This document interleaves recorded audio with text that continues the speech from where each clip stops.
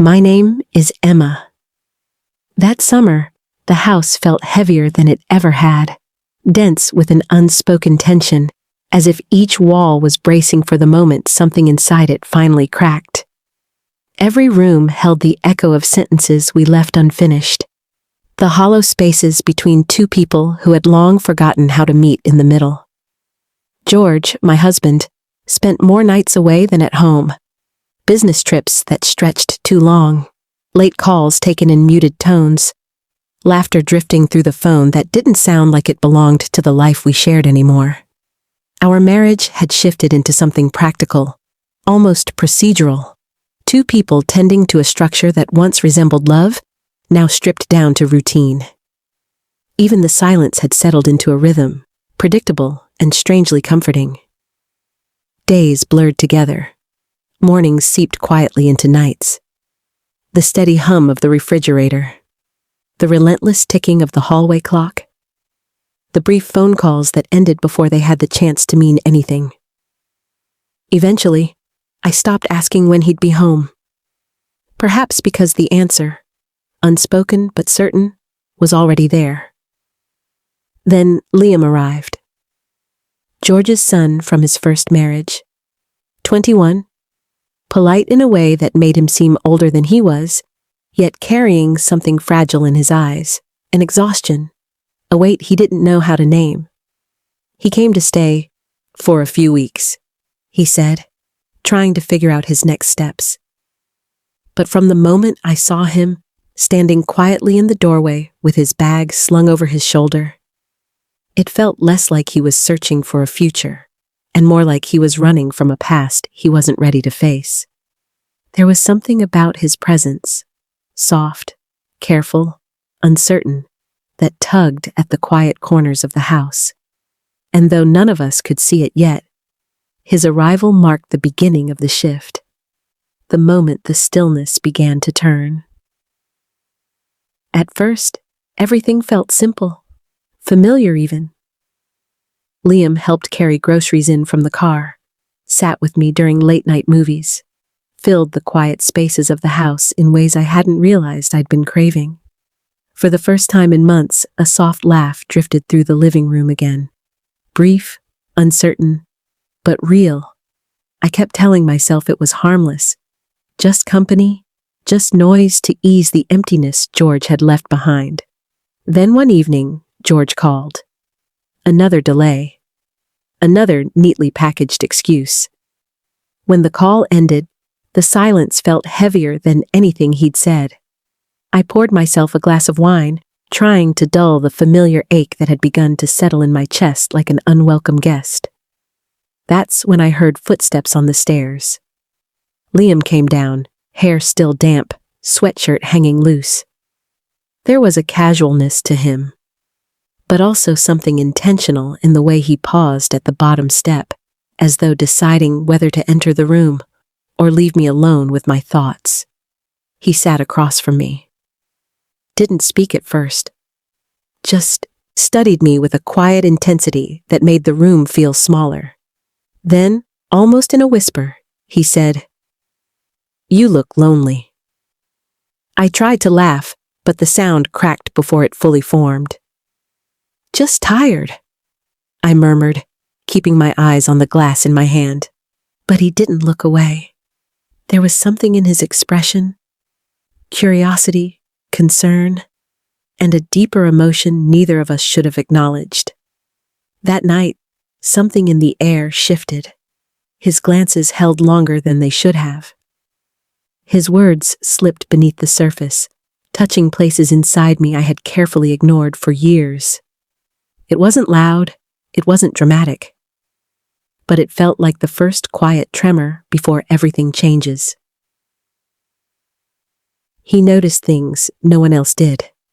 The way I arranged books by color, the faint trace of my perfume lingering in the hallway, the music I played when sleep refused to come.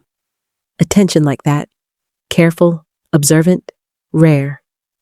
It had been years since anyone had truly looked at me.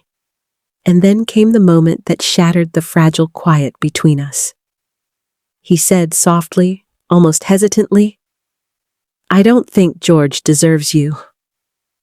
I froze. My heart skipped, stuttering against my ribs. I told him not to say things like that, but my voice betrayed me, trembling, unsure, because a part of me needed someone to see me the way he did. Needed to believe, even if only for a heartbeat, that I wasn't invisible. The conversation didn't end. It deepened, pulling us both into confessions we hadn't realized we carried. He spoke of the loneliness shadowing him since childhood, of trying to live up to a father who had never truly been there.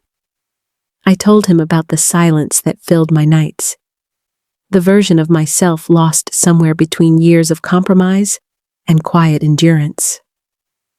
When he reached for my hand, every rational instinct screamed to pull away. I didn't.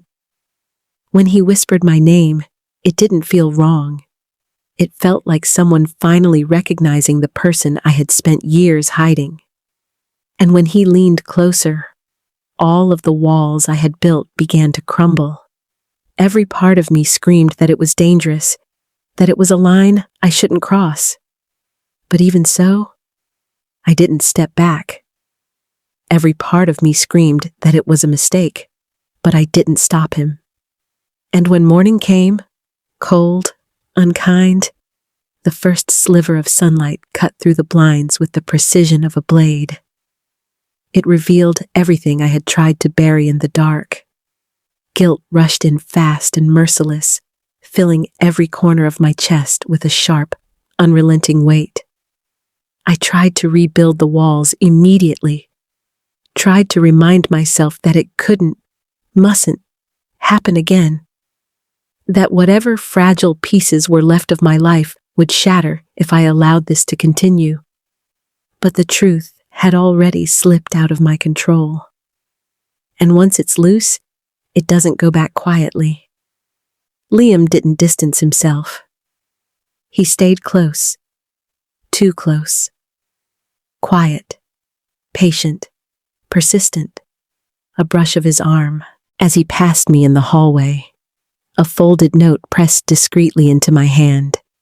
Small excuses to linger in the same room, to remain within reach. His need frightened me, because it mirrored the same ache I was trying so desperately to silence inside myself. One afternoon, his voice barely more than a breath, he asked, "Don't you feel alive with me?" And though I didn't say it out loud, the truth pulsed through me with painful clarity. Yes, but it wasn't love. It was hunger, raw, reckless, dangerous. A momentary reprieve from the emptiness that had slowly swallowed me over the years. A feeling that promised warmth, but carried the shadow of ruin beneath it. I told myself it was fleeting, that I could still control it. But control was the first thing I had already lost. Every glance we shared became its own quiet confession. Every stretch of silence carried a question neither of us dared speak aloud. And yet, in the middle of that chaos, I began to see the cost. The slow, insidious ruin forming beneath everything we thought we could contain. Secrets have weight, and no matter how carefully they are hidden, they never stay buried forever. Even now, late at night, I still see her, the version of myself I left behind. The woman who longed to be seen. The woman who reached for warmth, even when she knew she shouldn't. The woman who believed a single moment could remain contained, as if it would not ripple outward and stain everything. But moments have consequences. They always do. And the memory of that night, soft, dangerous, impossible to ignore, still lives inside me.